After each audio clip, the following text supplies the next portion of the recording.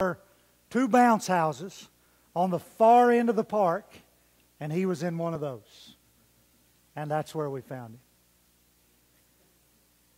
Yeah, I got in trouble for not telling the rest of the story. So there's the rest of the story. He'd been eyeing them bounce houses all day, and he got a clean diaper, and off he went to those bounce houses. So he didn't have a care in the world. He looked at his mama, and he said, I jump. Of course. Yeah. Our word for this week is mothers. I really didn't, I thought about this a lot. Boy, I thought, well, okay, so there'll be a lot of visitors there on Sunday morning, and there were. And they'll be anticipating something on mothers. And so I felt like that we needed to talk about mothers a little bit. And then I got to looking into the word for the week in our devotional books. And, of course, fittingly enough, it was mothers. And so I thought to myself, boy, a long day about mothers, right? If you want to be opening your Bibles, we're going to get to Deuteronomy 21 in just a moment. We're going to go back to that passage again. We're going to jump over into the New Testament, hit a couple of passages on our way to ending up in Titus chapter 2 as we close the lesson tonight. I appreciate Doug so much and his prayer for this selection process. I know wasn't anything said in that regard this morning, but please do know that if you still have your form, the boxes are out there, and of course you have this month, but the elders will be going through those, and I do hope and pray that they get a lot of forms turned in. Not concerned with how many names are on each form. I just hope that you're searching around you and in your heart and thinking about men that you believe, and then the elders can take it from there and analyze those men that may or may not desire to work in those capacities. But I hope that you're thinking of men that you can recommend based on what you know and how you know them, and then let the elders deal with the knowledge that they have of that particular individual and move forward. And I do pray, and I ask you to continue to pray, that this will be not only a healthy process, but that it'll be a productive process, in that if there are men who are qualified and willing and wanting to serve in that area for this church, that their names will be on those lists, and they will accept that challenge to grow spiritually, and that it will be a good thing for the church moving forward. Maybe you read between the lines. Maybe you didn't. Maybe the elders don't want me to tell you this. If they don't, I'll ask for forgiveness because I don't have permission. Okay? Maybe you read between the lines this morning. That's something else you need to be praying about.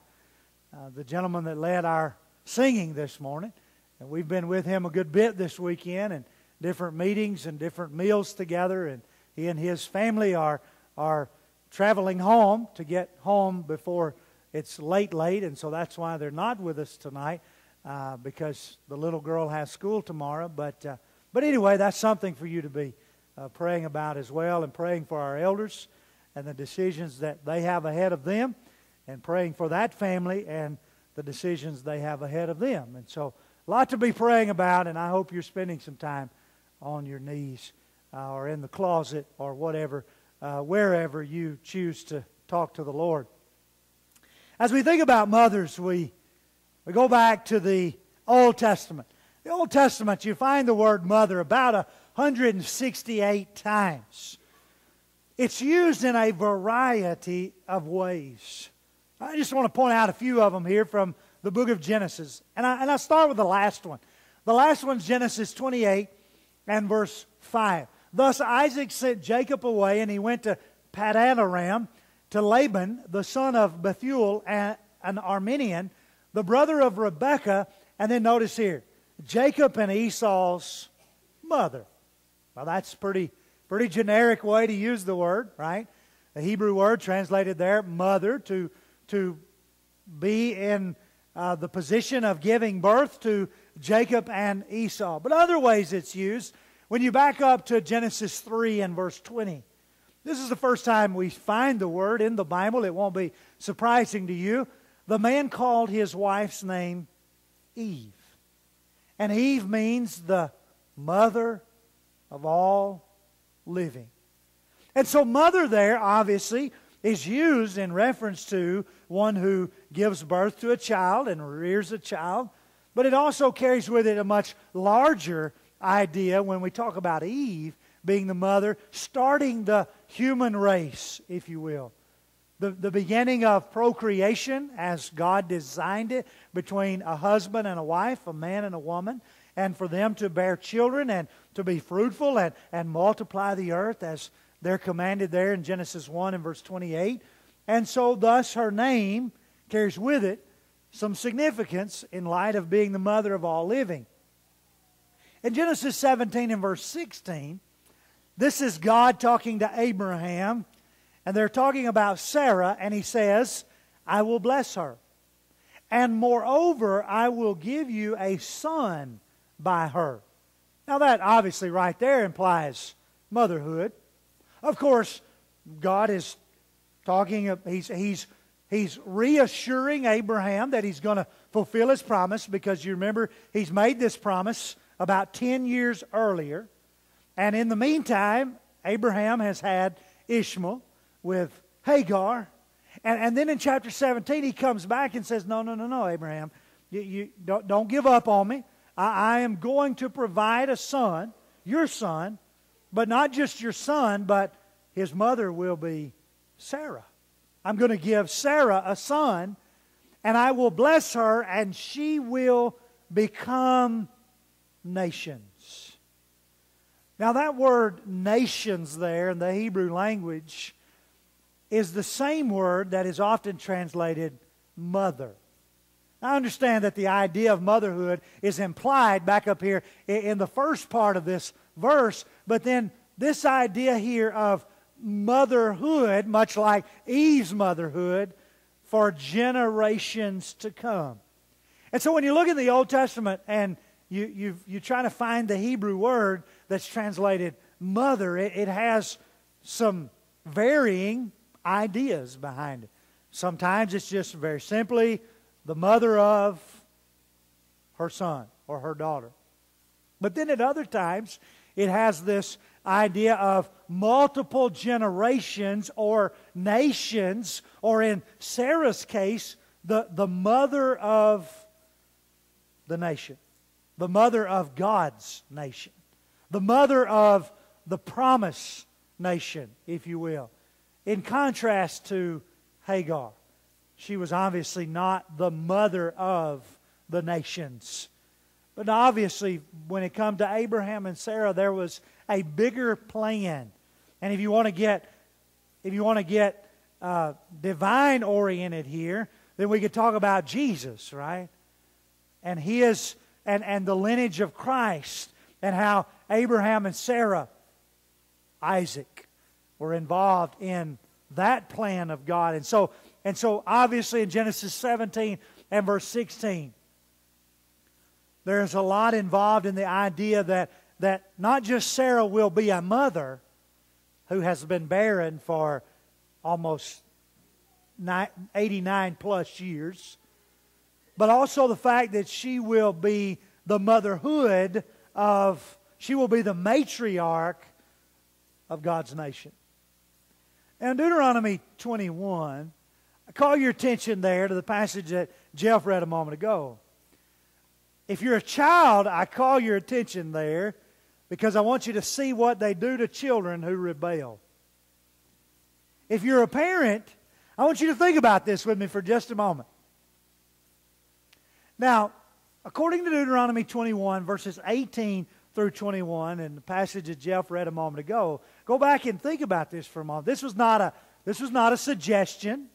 This was not an alternative. This was not a recommendation. This was God's will. That if a father, and notice in that passage in both verse 18 and in verse 19, both father and mother are mentioned.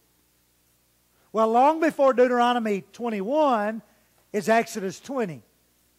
And Exodus 20 is the Ten Commandments. And the fifth of those 10 commandments is to honor your father and, notice, mother.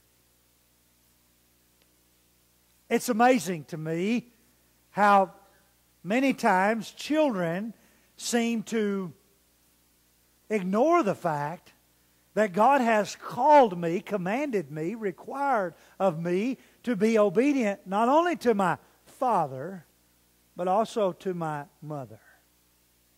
And I guess what I'm admitting to you is that I've seen a lot more disrespect in my life toward mothers than I have fathers. And that bothers me. Because the law is the same in terms of the Ten Commandments that were given. You know, father and mother were there together. In Deuteronomy 21, if you've got that land in your life, notice if he rebels against father and or mother. And or. So it's not both. It doesn't have to be both. If a child is rebellious toward their mother, and after the parents have sought to try to correct the child, to educate the child, to discipline the child, whatever else is involved in chastening the child, and the child still refuses. Now you just stop, Mama. You just stop and think about this with me for a moment. Now, this is not a recommendation. It's not a suggestion. It's a commandment. God says, when you have a rebellious child and you have tried to chasten them and they refuse to listen, at that point, and it's pretty clear, you carry them to the elders of the city. And Deuteronomy 21 and verse 21, they die. Now think about that, Mama. When you carry them out there, there's no coming back for that child. And I know what some of you are thinking. Some of you are thinking, not me. Purity mattered that much to God. Did you hear how verse 21 ended? That all Israel might be kept pure. God says, I ain't got no business with a rebellious or stubborn child. Now, you want to take parenting to a greater level of importance? How about that? If you want to take obedience and submission as a child to a greater level of importance, how about that? And I know what you're thinking, Rodney. Deuteronomy's in the Old Testament. Aren't you glad? Some of us would be dead. I might be with you. God meant what He said, and He said what He meant. And he wasn't putting up with. And I can hear mothers all over the nation today. Well, I would never do that. I mean, could you imagine showing up to the elders of the city and saying, this child of mine, knowing they're going to die? And yet that's what God wanted. Thus, to verse 21 at the very end, so that all Israel might hear and fear. I can't help but to remember. And I don't remember how many years ago. I remember none of the circumstances other than there was a boy in Europe that was caned for putting graffiti on something. And that's about all I remember. And I remember us as a country going into, he was an American if I remember correctly, and we went into an uproar. And I'm thinking, I bet that boy don't touch a can of spray paint around the bridge anymore. Could you imagine seeing a child stoned to death? What it'd do to you? I bet you'd straighten up, wouldn't you? See, God meant what He said, and He said what He meant. And I'm not sure that you and I aren't doing a disservice by not feeling in some of the same ways. God don't put up with rebellion. He don't put up with stubbornness. Children are to obey their parents. Both of them. All of them. Mother included. It's not It's not a buyout or a caveat. Father and mother are included in all the commands. Mother's just as important, if you will, as a parent in the eyes of God when it comes to children obeying and submitting. Well, we move on to the New Testament. And we look for the word mother. And we find the word mother in the New Testament about 90 times. The first of which found in Matthew chapter 1 and verse 18. Now the birth of Jesus Christ took place in this way when His mother Mary. Now there's just the generic term, right? The mother. Obviously we understand she was a virgin, so there's some divine involved here. But His mother, she gave birth to Him. A natural birthing process, although the conception was not natural. The maturation, the gestation, all of that, normal process of pregnancy, and when the time came, she gave birth, and she became His mother. There's kind of the generic term. When you come over to Matthew chapter 12, and I'm sorry I didn't put these on there, and I didn't notice it till this afternoon. When you come over to Matthew chapter 12 and verse 48, Jesus is in this crowd of people. And you might remember the setting where He's teaching all of these people, and they come to Him and they say in verse 46, your mother and your brothers are standing outside. Now, they mean biologically, they mean physically, they mean Mary's standing outside the door. She wants to see you. Well, I got to be honest with you. I think if my mama walked in this building, it would send off a lot of alarms for me. Because number one, I ain't expecting her. Number two, it's not a normal occurrence for her. And so now, number three, I'm wondering what's wrong. Right? I'm probably going to go talk to her pretty quickly. Jesus says, who is my mother? He knew who His mother was. He's not saying, who is Mary and who are my brothers? Like He's had some mental lapse. You see, He's using the term mother differently here. He's using, as in the Hebrew, the Greek words carry some bigger, larger connotations with them. And then in verse 50, He gives us the explanation. Whoever does the will of my Father in heaven is my brother, my sister, and my mother.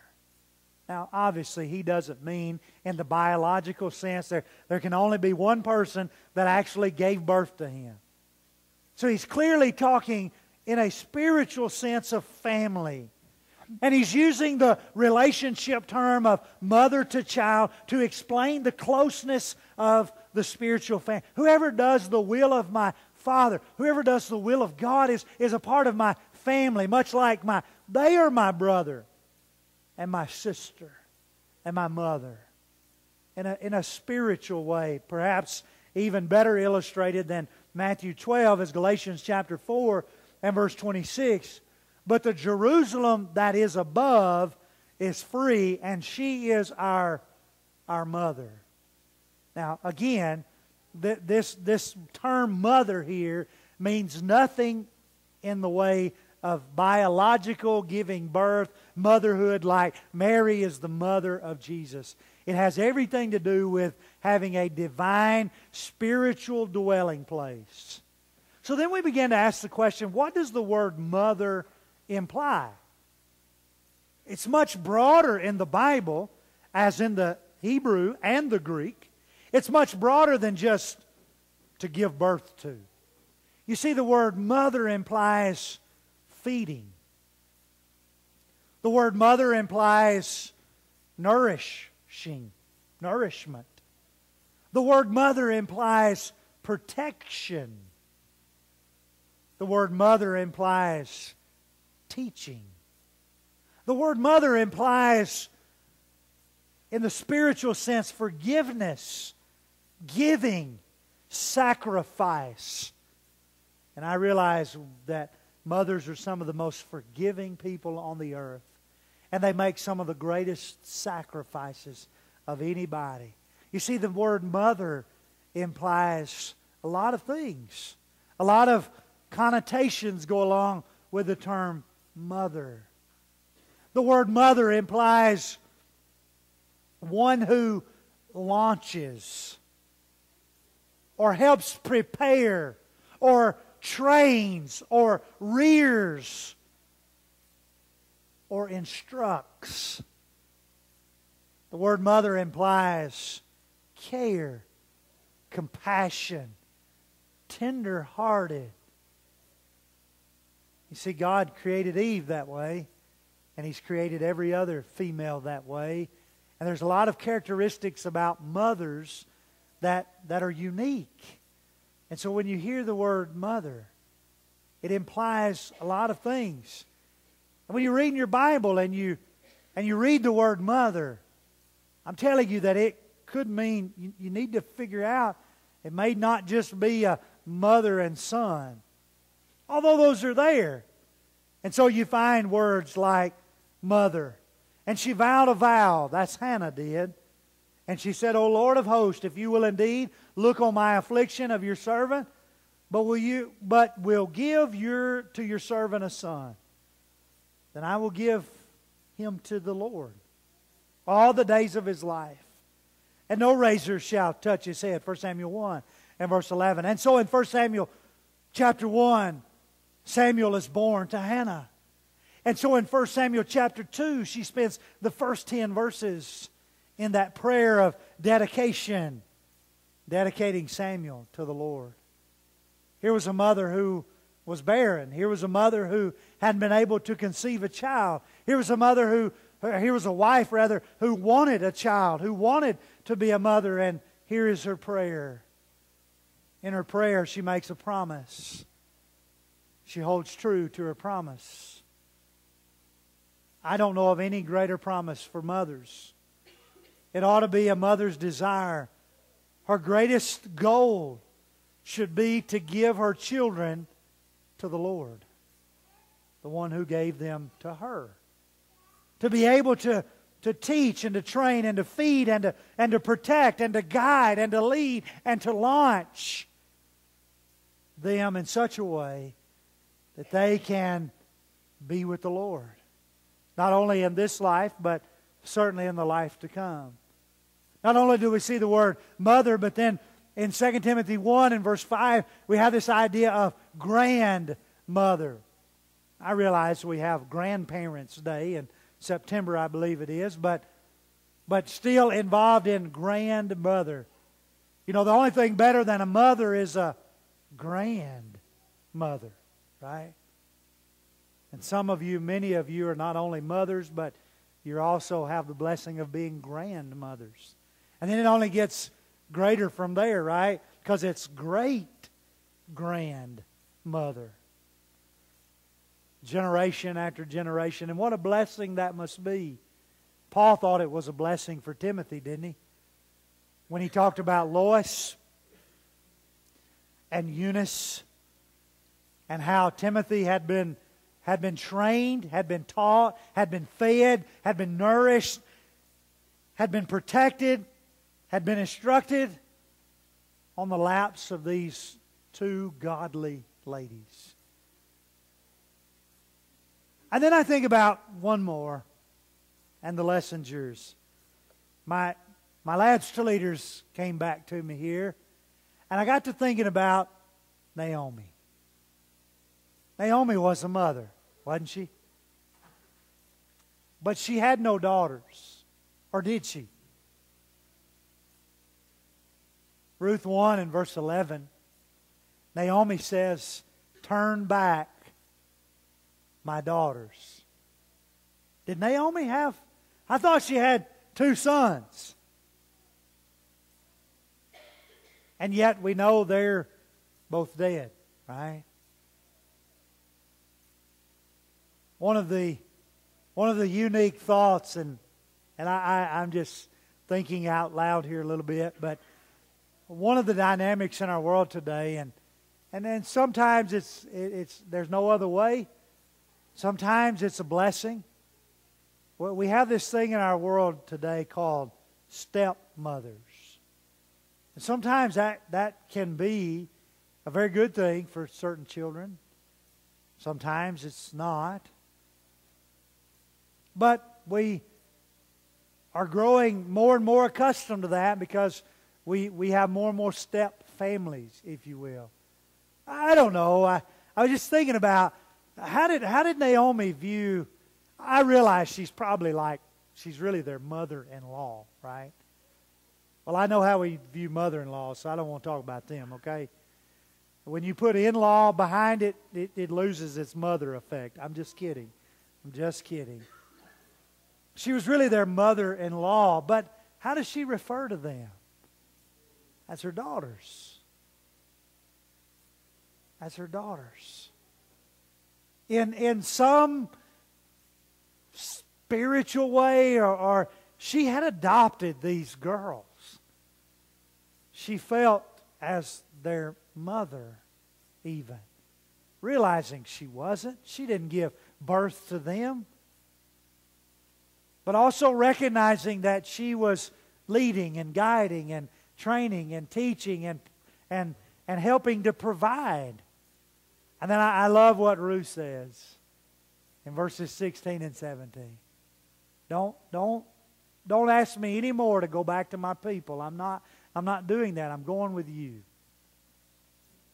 I'm going with you, and where you lodge, I will lodge. Your people be my people. Your God be my God. Where you die, I'll die. Where you're buried, I'll be buried. There won't anything part you and I except death. And that is your death. But I'm going. I just see Ruth in all of its loyalty. I just see Ruth and understand, even appreciating Naomi as her own mother. Even seeing her that way. As a mother-in-law, stepmother, adopted mother, whatever be the case there. And Naomi clearly saw Ruth as her own daughter. What a blessing. What a blessing motherhood can be. And as we close tonight, I wanted to end up in Titus chapter 2. I want to remind you of this passage. I just got to be really honest with you right here. I've said a lot about mothers today. And I firmly believe in everything I've said. But as I began to draw all this to a close, I began to realize there's something I haven't said that I really need to say. I believe, this is my opinion. You need to hear that, okay? So let me say it again. This is my opinion. And my opinion is that one of the greatest detriments to the church is a generation stopping. I don't care what generation. When a generation stops, it's devastating. Now, generations die. I got that. Generations come and go, and new generations come along. I got that. But only death needs to stop us. What am I trying to say? Here's what I'm trying to say. There's a lot of, I'm shooting straight here, so there's a lot of old mamas in here. All right?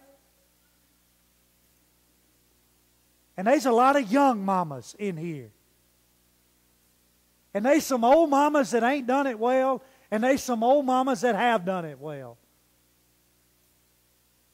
But for every young mother in this room, they got a chance to get it right. And I'm begging you, older mothers, they're depending on you to help them get it right. And it might be that they learned the most from what you didn't get right. And the same could be said of fathers, but I'm on mothers today. And I'm reminded of Titus chapter 2. Don't quit. Your children's raised. They're out of the house. They're adults. it is the best time for you to help a mother whose children are not. She's in the trenches, right where you were 10 years ago, 20 years ago, 30 years ago. She needs you. Older mothers, please don't stop. Don't stop being a mother. Don't stop. Look at Titus 2. The older women, verse 3. I'm going to use the older mamas. The older mamas, likewise, are to be reverent in behavior. You're doing well at that. It's not like we got a bunch of older mamas that are acting the fool. Not slanderers. Not slaves to much wine. But now here we go. Teach what is good. There's where I don't want you to stop. Teaching what is good. Training the younger women. I'll take out women and put in mothers. Training the younger mothers to love their husbands and their children. To be self-controlled. To be pure. To be workers at home. To be kind. To be submissive. That the Word of God might not be reviled. Don't stop. Don't stop. Motherhood, as you well know, motherhood never ends physically. You're always a mother to those children. I don't care how old they get or how far they move away or how independent they become. You're always a mother to those kids. And you always will be, physically. Now take that same mentality and use it spiritually. And be a mother spiritually for the younger mothers and the younger families. By being an example, by being an influence, by being an encourager, by being a teacher. And yes, I know, Titus 2 deals with men too. And in the same way. And if the Lord wills, in June, we'll probably end with Titus chapter 2 on Father's Day. But I'm begging you, don't stop. Motherhood don't have a finish line. Christianity don't have a finish line. We run all the way through. We run all the way through. And the day you die, it's not a finish line because you're still running. You run all the way through. You don't ever stop. You don't ever quit. You don't ever throw in the towel. You don't ever give up. You don't ever turn your back. You keep running. Keep teaching. Keep nourishing. Keep leading. Keep feeding. Keep guiding. Keep protecting. Keep loving. Oh, where would the church be without tender, compassionate mamas? Man, don't stop. And for all the rest of us, what a blessing it is for us to have these ladies. And what we can do is to follow their example. To understand and appreciate the qualities and characteristics. And we keep running. We keep striving. We keep growing. We keep marching. Don't stop. If I'm looking at you right now and you've stopped, stop being what you need to be as a Christian. You've stopped short. You have quit too early. It wasn't time to quit. Get back in the war. Get back in the race. Get back in the battle. The Lord needs you. The church at Leoma needs you. Heaven needs you. Don't quit. If you're here tonight and the Lord's invitation is calling you to respond in need of salvation or to respond in need of forgiveness, don't sit there and quit. The church needs you. The Lord needs you. Would you come right now as we stand and sing?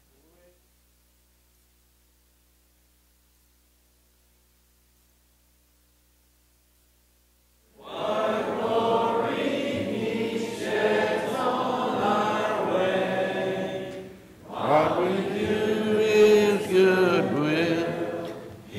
abides with us still, and with all who will trust and obey. Trust and obey, for there's no other way to be happy in Jesus, but to trust and obey. Not a burden we bear, not a sorrow we share, but our toil He doth richly repay. Not a grief nor a loss, not a frown nor a cross, but is blessed if we trust and obey. Trust and obey, for there's no other way to be happy in Jesus, but to trust and obey. But we never can prove the delights of His love until all on the altar we lay. For the favor He showed and the joy He bestowed are for those who will trust and obey. Trust and obey, for there's no other way to be happy in Jesus, but to trust and obey. Then in fellowship sweet we will sit at